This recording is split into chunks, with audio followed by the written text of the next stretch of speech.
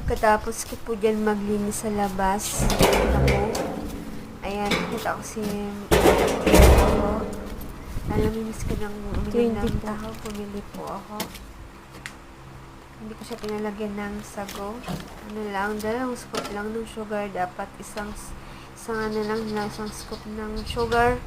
Kaso, nalita ko ng pagkasabi ko kay Kuya na isang kutsara lang. Kaya, Wala na po siya. hinayaan ko na Okay na lang. po yan. Tapos sabi sa kanya, huwag na niyan lugyan Wala ng, po sago. ng sago. Tapos ayun, nung magbubukas na ako ng pinto, iniinom ko na siya. Umupo ako sa kubo. At nakita ako si Sky, nakasilip sa akin. Tinatanong ko siya kung gusto niya. Siyempre, hindi po pwede. At siyempre, hindi naman sumasagot si Sky. Thank you.